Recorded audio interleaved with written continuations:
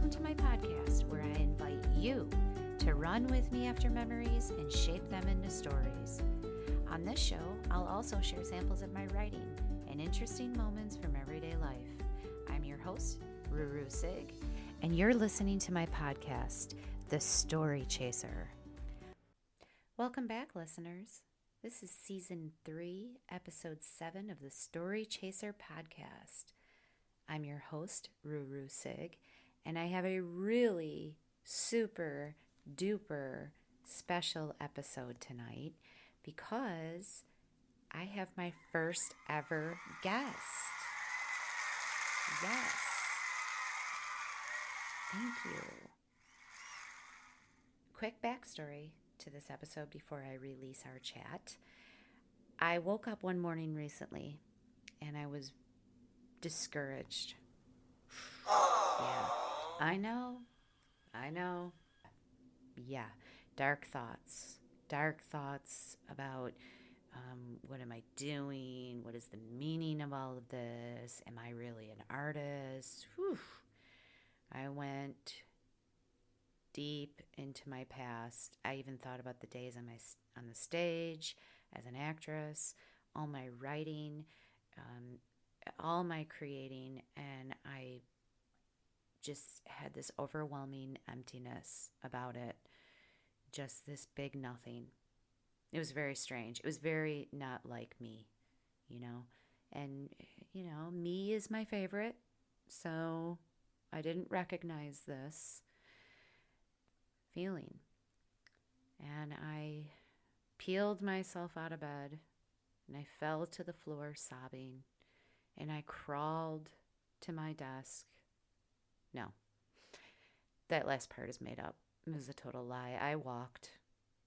I did peel myself out of bed, but I walked over to my desk as I do every morning and I took out my notebook and I wrote my morning pages, which is a creative strategy from the artist way. I know I've referenced it before in previous episodes. An important creative strategy. And I wrote out my morning pages, a subconscious rundown, dump the junk, and I wrote my fears and my doubts and everything that was going through my mind. And, I felt a little better, a little clearer. Then I had coffee and I felt a little hyper.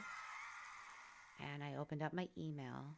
And then I felt validated and I felt excited again because I received an email from Get Red Public Relations, the founder of that company. And it was not a solicitation. It was a lovely written email, complimentary about the podcast, The Story Chaser.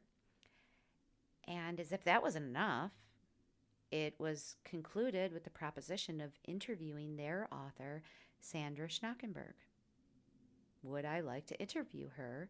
She wrote this book called The Housekeeper's Secret, and I immediately ordered her book, and I read it over the following 3 to 4 days. I read it, and I loved it. And when I was finished, I responded to the email that I would be honored and delighted to interview her on my show. And all of this has fallen completely in line with God's plan. And it is all an answer to prayer. I completely believe that. And I think it's just really, really cool. So we had a conversation today, and I'm going to share it with you because it helped me and it's going to help all of you with the process of writing. And if you have ever wanted to write a book, I suggest you have a notebook handy when you listen to this because Sandra is giving out golden advice. Enjoy this. Hello. Hi. Oh, good. Better today. Yeah. So, I am, as I'm sure you understand, or maybe you're like a little bit more privy to this stuff, this technological, I am like, it's like a surprise party every time. Like, that happened. There you are. Like, I am so not savvy. So I'm like, wow, I did it. Do you have people that sometimes get messed up on Zoom? Like, I've done like 3 Zooms in my life. So I practiced one the other night with a good friend of mine. I'm like, okay, I see you. I can hear you. She's like, yeah. so how do you do your podcast if you don't do Zoom? Do you just do radio or like? Yeah, I only do audio, and I mean, I write narrative essays, so I just record them and I work in GarageBand. I mean, there's nothing that I need to do this kind of stuff for yet. So this is a real Oh, treat. this is special then. Yeah, it How sure is. Yeah. fun. Yeah. So what do you plan on doing with it? With my podcast? Yeah, with this our Oh, interview. okay, Yeah. yeah. So I'm going to separate the audio from the videos because I just have an audio podcast. And Okay. basically, I just wanted the opportunity to talk about your beautiful story. Mhm. I spent like 3 into 4 days with your books. I felt like really, and that was just recently. Oh, So sweet. yeah, it was great. I felt like a real personal attachment to it, and I wanted to talk about that, and I wanted to talk about the process because my show is all about the creative process, about inspiring that, and a lot of my listeners are people that are on that journey. So I really wanted to dive into like how you went about writing your book and how, that whole thing. So, Well, that's a perfect that this is a good podcast to be on because my journey is definitely unusual because I didn't start off as a writer. right. I was in corporate finance.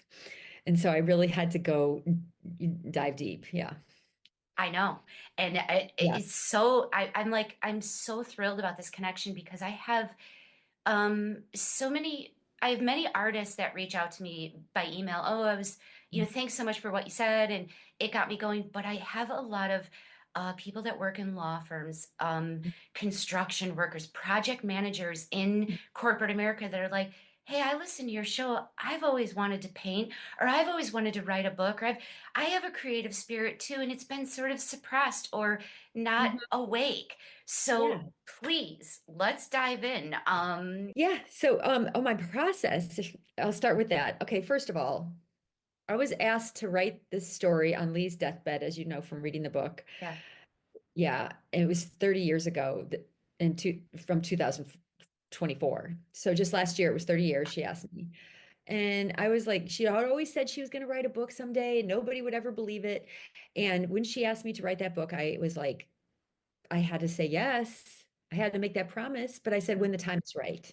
Because really, honestly, I had no idea what her story was.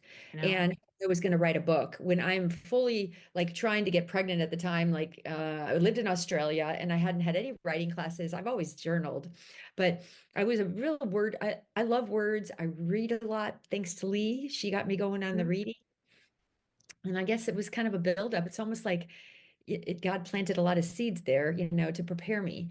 And also the survival of my accident. I'm just giving you a little personal thing. The survival of Mhm. my accident gave me a lot of perseverance and courage to lean into difficult things. And Yeah. that really what I needed to keep going. So in the process, when I started to when the inciting incident is when my mom died 15 years after Lee, we found Lee's ashes in her closet. And then I thought, oh, the story that we have, I still need to write it, but I didn't see the story then. Yeah, I was like, oh, why don't we just, as a family, we agreed that I would go search for the burial spots of her husband and son, who she told us died in a car accident before she arrived at our house. Mhm. So, anyway, that process was very long because there was no husband and son that died in a car accident. That's not the secret either. The Right. secret is, why did she fabricate her identity, complete identity, her birth date, her name, and her backstory when she came to our house and we bought it and we lived with that story for 30 years. We she got angry when we asked her about anything, so we stopped asking her. I got in trouble when I Mhm. asked her. Anyway, so now that she's gone, and then my mom is gone, I went after what is the story? Why, who is she? And we found her family and so on. We found out the truth. We found out the truth that she was hiding out on our 44-acre estate for 30 And years. what a truth. I was like, oh, I it's know. like, oh my God. as if this book, because it was so brilliant, and I'm so sorry to interrupt, but you laid it out so perfectly, Oh, because all throughout it, I'm like, oh, well, I mean, this is, this seems to be a book about Sandy's life. Okay. And it was as if those weren't deep waters enough. I'm like, wow. And then Split.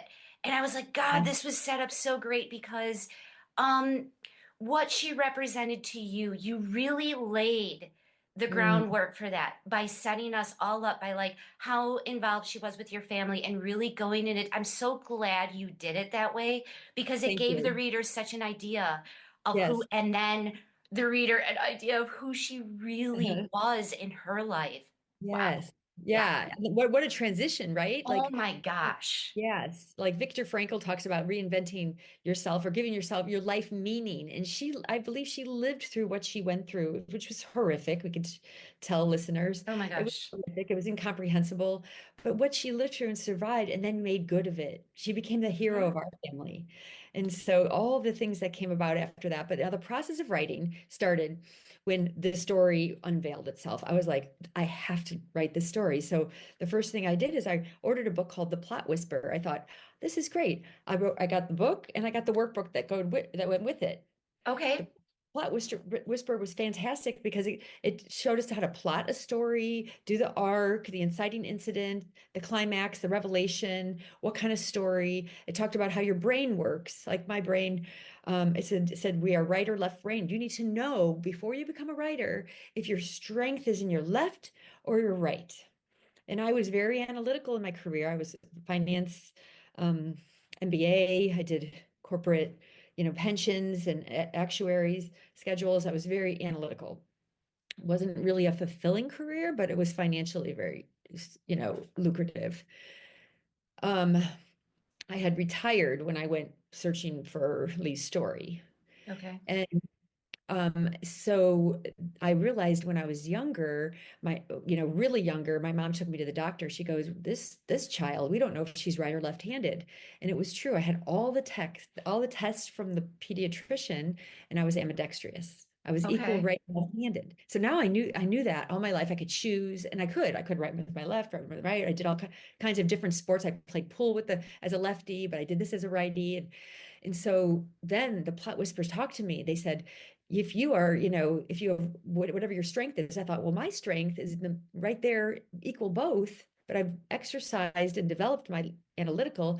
So now I'm going to go for the creative. And what I did is I learned my writing style right up front, which that's what that book taught me. But Hmm. it wasn't the only book I needed, which I thought at the beginning I was. It was. We all do. Trust me. We're like, oh, I've got Yeah, the yeah, Bible here. yeah. But meanwhile, So then you're collecting. Sure, sure. I know that So journey. you become what it's separated is a plotter. You become a plotter or a prancer. A plotter is somebody who writes down an outline exactly how they're going to write the book. They plot it like an outline of everything's, I'm going to do this in this chapter and this in this chapter. A prancer is somebody who writes from spirit, from intuition, from creativity, like almost like they channel it from God. They really have like an intuitive, a lot of writers are like that. They have no plan, but they've been called to write a story, and the story comes to them as they're writing, the names flow, things just, I've seen this in many of my writer You're friends. looking at that right now. I'm like, I'm Yeah, a and I'm like, wow, prancer. that's really scary. But once I started getting into developing my creative side, it started happening to me too. Mhm. Like things would download and these scenes would happen. I wrote about 3,000 pages. The book is 300 pages. So you can see like the process of learning how to write from a non-writer perspective. I wrote constantly. I belonged to a writing group. I went on writing retreats. I went to San Francisco Writing Conference. I read writing books. I have a stack of them. They're like my Bible and they're tabbed each chapter and and they're all about like the tabbed by this scene talks about how to develop, bring the reader into the scene and how to create that, reading. When you read the book, you bring the reader into the story so they'd experience the story like you lived it. Yeah. And that's the trick to writing because everybody wants to write their story. I'm like, yeah, this happened, that happened, but that's really quite boring. It's like reading a diary. What you want to do is create an environment that the reader can experience what you experienced and experience that unveiling of Lee's truth as I experienced it. So when I learned how to go deep in my emotions, I had to learn how to meditate. I learned how to calm myself down. I was very OCD before I started this. And one of my writing coaches, I got a writing coach because I'm like, I can't get any writing done. I don't know why. She goes, well, what are you doing in the day? I wake up and I mop the floor, I clean the house, I do the dishes, I make the bed again and again. And I do like, I walk the dogs again and again. And I'm like, okay, well, no wonder you can't write because you're not coming first because the cleaning will never finish. Like the bills will never stop. Nothing will. Mm-hmm. It was true. Like my husband and I share a car. So I was like, okay, it would be 4 o'clock, 5 o'clock. I had to put on dinner, go pick him up. Oh, well, shoot, maybe I can get like a little writing in before. There's no writing happening for months. So I realized, shoot, I put myself first. I made an appointment with myself on my schedule. Sandy, right, from these 4 hours here and then these 4 hours there. Sometimes dinner got forgotten, but that's okay. We just dealt with it. We remember now, we laugh how we did that. But I will say, I forgot appointments. I Mm-hmm. would have to put my alarm. I still do my alarm now. Like I did my alarm for this podcast. I have to do an alarm for everything because when I'm really focused on writing or doing anything, I think this is fair to say all people are like this. When you're focused on something, you can't really remember that you had an appointment. It's not going to like ding in the middle of a focused event. Right. So that was one thing, but I would say King's on writing book was really good. And the book Bird by Bird. Oh yeah. So you're hitting all. I'm sitting here and nodding. I'm like, been there, been there. Big Magic is another one. I don't Big know if you. Magic is my Oh, favorite. I actually read how the about it? How about those stories that was downloaded by that Elizabeth Gilbert, right? Yes. She had a story about this family in Africa and she didn't act upon it. So another author wrote Yeah. it. And it was the same story. And she said, these are downloads that come from another place. Like the universe wants the story. Mm-hmm. I realized this. I'm a very spiritual person because I almost died in my car accident. I did kind of die and then I came back. I'm Right. connected to something greater. I do feel like I was spoken to that this book had to be done because I wanted to quit several times because it was hard to learn. It was very hard to keep going when I'd read these great memoirs. I'm like, how am I ever going to get my memoir to be interesting and good? And this, I don't even know how to tell the story because I had told it in different ways. Like I told it in essay format. I told it in um, past present, because there's like, Lee's past and then the present of me, the journey to discover her story. Right. So Oh, you there- I'm so glad you're there's a touching on all of flashback. this. Yes. Yeah. And So like, the thing is about like that as a concept is that creativity, and she touches on this, I mean it's a whole theme of Big Magic, is that how it is alive and it's another being that visits you. So what was so profound in your book was the clearing of your dear mother's house, and how mm, you guys had done that, and you're removing these objects and they're bringing back memories, and then that one trip back in and there they were, her mhm. ashes, and it was almost like, don't forget that promise, here I stand alone now. And I mean, I was so moved by that. I'm like, she has to write that story. I mean, if that doesn't say it right there, it's like, oh yeah, that's right. Here's this big promise. And I'm so glad you touched on quitting, because that was my first question to you, because I wanted to speak to my listeners about how much we do abandon our projects, because it is not easy. There are a lot of people that are like, I always thought about writing a book, sit down and do it, or I'm going to act. I've always wanted to be an actor, and it's so blasé, but it's like, do you have any idea what's going on in the background of that? So I'm Yes, so glad you said that. exactly. There's a spiritual thing about that because first I realized Lee had manifested this book years ago. She had always said, "I'm going to write a book one day." Nobody would ever believe it, but she stuck with it. She goes, "There's going to be a book one day," and we'd watch a program or watch a TV, like series, and she'd say, "I'm still going to write that book," because she knows that her story was better than what we Mhm. just watched. And I think that she kind of planted a seed, and then she sort of chose me as she walked me through my healing from my car accident and how I was so tenacious to get an education. I fought for that. And then, get me to read, do puzzles, figure out things. I just kept leaning in, leaning in. So something this hard to do and really easy to quit. When I did quit, she haunted me at night. There was Okay. a there was a thing that came and I'd be pacing the house and I'd be like, I'd get up and just start. I have this thing I would say prayers or just kind of sit in silence with a candle. And I just felt her spirit with me. And she just said, you can't give up. You have to keep doing this. And I was like, thank you for that nudge because I needed it. And I needed to know, guide me in the next direction because I feel like I'm keep running into walls, Mhm. it was either I couldn't see the end and I could only see that I had to get over that hump and that hump led to another hump, a bigger hump. It was just so many different things that I had to learn in the process of writing. So I was reading memoirs constantly and Mhm. I was reading writing books constantly. So I took like 3 years of just writing books and memoirs over and over. And then I realized I was obsessed. I get really OCD. I was obsessed with learning how to write over finishing my book. Okay.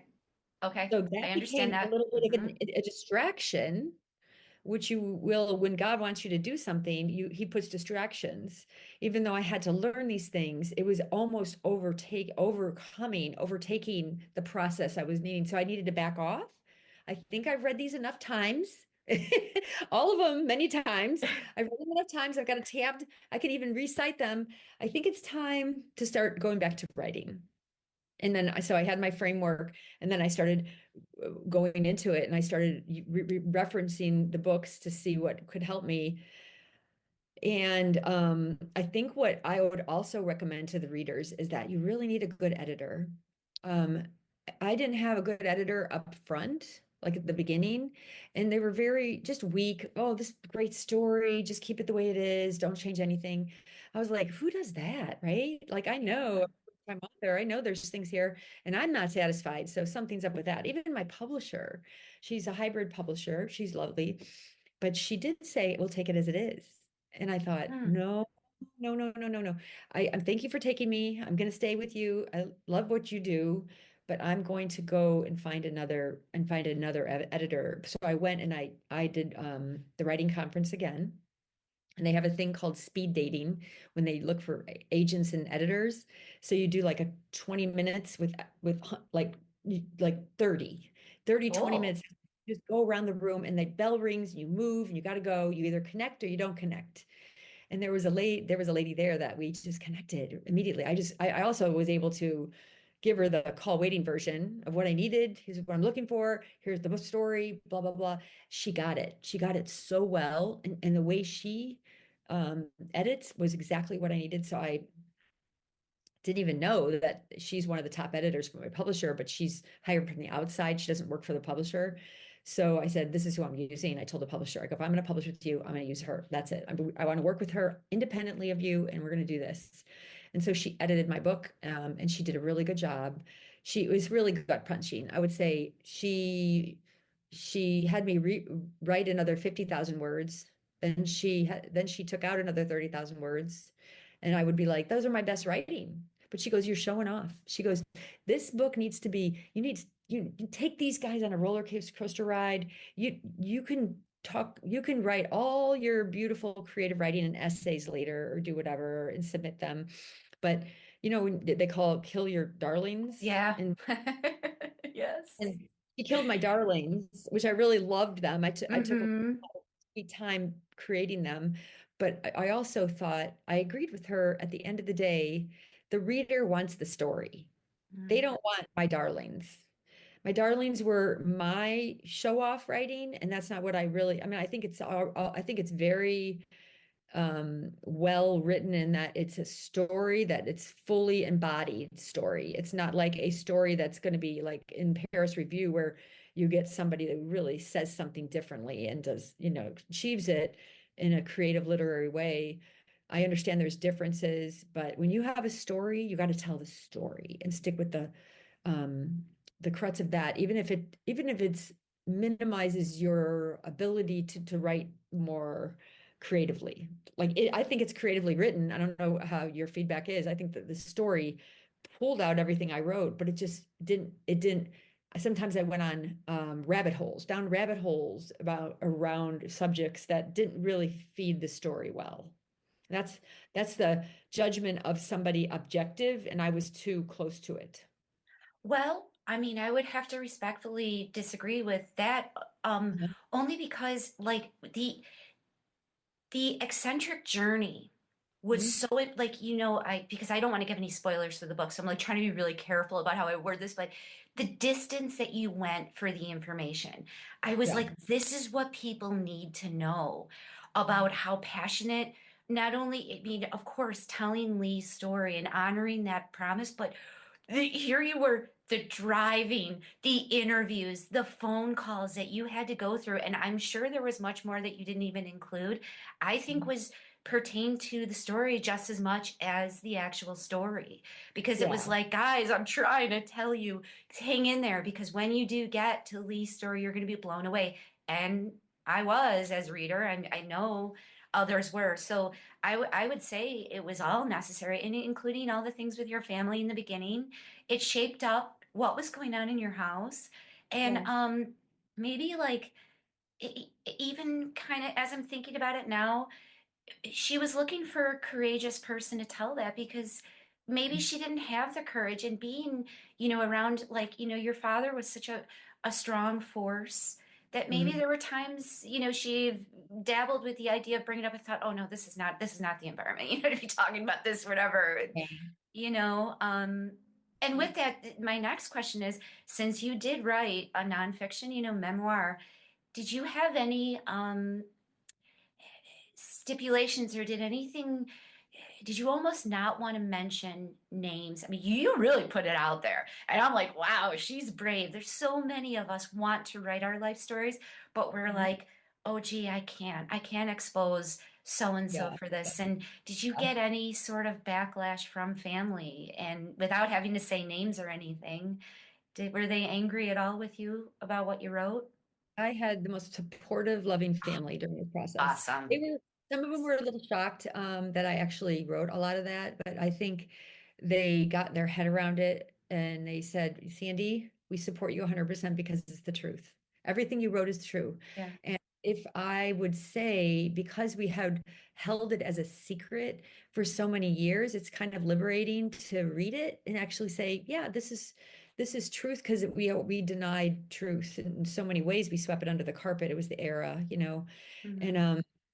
so that was what wonderful to get their support. It really was. I have to say, I have a rock star family. My siblings are really awesome, and they've been helping me promote the book and the story. And they, you know, they also, I think, have healed a bit by reading it, because they never really explored a lot of the truths about, the depth of our family, the verbal abuse, because it Mhm. was the norm. It's all we knew. And Right. we bonded over it. That's why we have such a close family. We actually bonded over it quite deeply. And but then they also, through the story, they also accept truth, and that's part of their healing too. So it's beautiful in that way.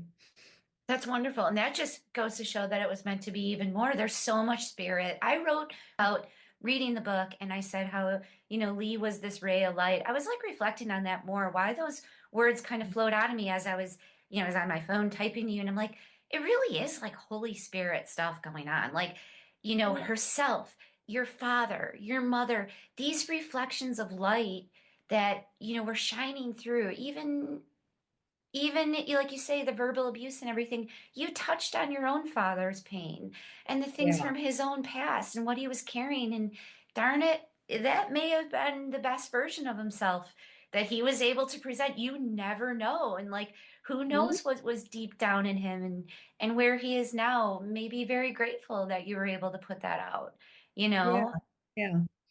Exactly. I mean, I think one compliment I got from a very Jewish friend, a really, really good friend of my husband's, he sent me an email and he just said, "What I liked most about your book is that you can see God through it without you ever saying the word God." hmm And I thought that was really cool that he actually saw that, like, because it felt like that. It felt like a calling from above to get this done, like a divine appointment. yeah. And that's beautiful that someone can feel. And I think that's that's another thing for your reader, for your listeners to know about writing, is that when you label somebody, like, you don't really, I didn't really label my dad a narcissist. Of course, it was like in the end, in the back cover of the book, but it was in the story, you don't really call who they are. You show everything. You just show character. You show action, but through action and dialogue and character. And this way the readers can see what narcissism looks like, Hmm. not what verbal abuse looks like, or what all these other issues that were raised in the book look like. And then they give the readers an option to decide for themselves what it is. And Lee herself being like, again, I keep saying this ray of light, when he encouraged your mother to invite her to stay with you guys, to be there at all times, I thought that was so beautiful. In his Yeah. own, just to say, yes, I agree, and that simply, like, Yeah. she should be here. There's this person belongs here, you Yes. know. Even though he knew this person was support for my mom, right? Like Mhm. 100%. And she was going to be a witness for anything he ever said to her, right? So Right. he invited a woman that was going to be kind of a threat in a way to from the outside world to see how he operates within the family. And Right. but he knew my mom would not be able to, go without help, but he didn't know to the extent. I mean, he had fired leads so many times, became a comical, Right. yeah. But Lee got to the point where she was just like, hired by noon. She was fired in the morning and hired by noon. She was like, it was just like, because, she knew we needed her more than she needed us, even Yeah. though what was really beautiful about that whole story is that on the outside, we all look like the perfect family with the big house and, the six perfect kids, and mom and dad so successful and mom so beautiful. But on the inside, we were so broken and so hurt and so insecure, and we didn't even know how we were sheltered. We were hidden behind this facade.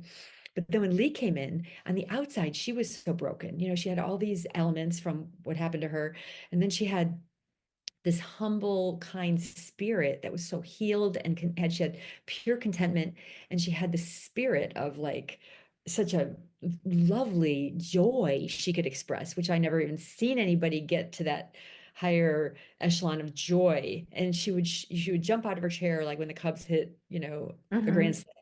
It was so, like we would all just swarm around her like little bees, and just like, can we have some of that?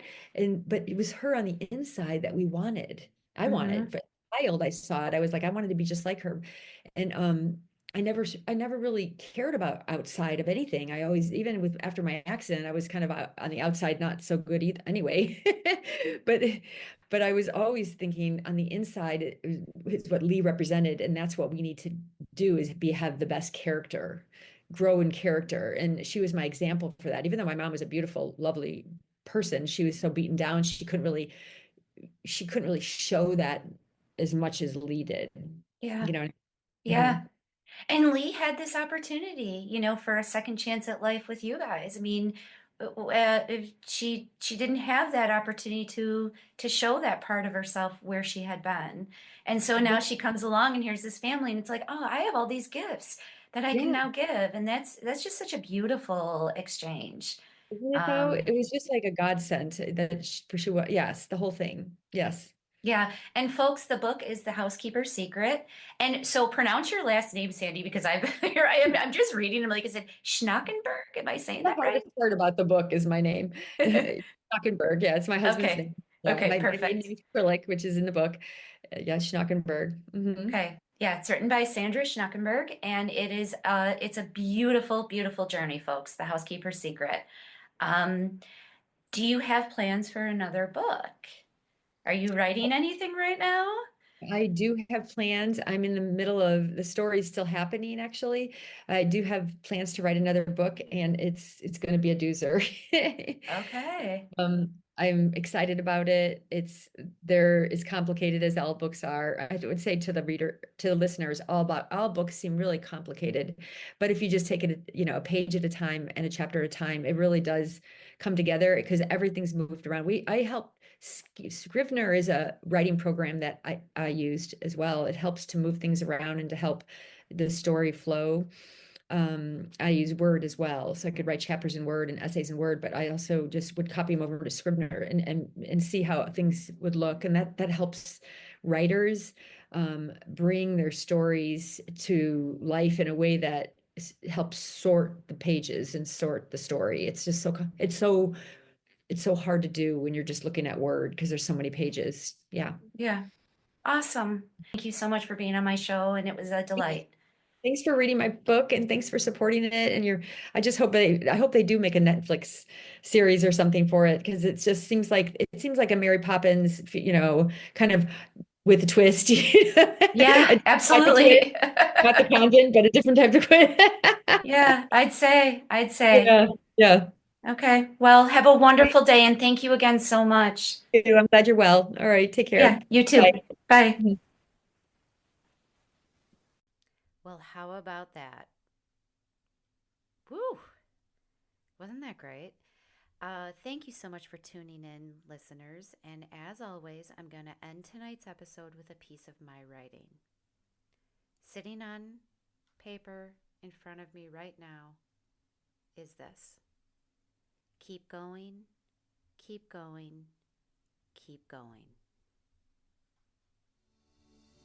Well, this is as good a place as any to end this episode.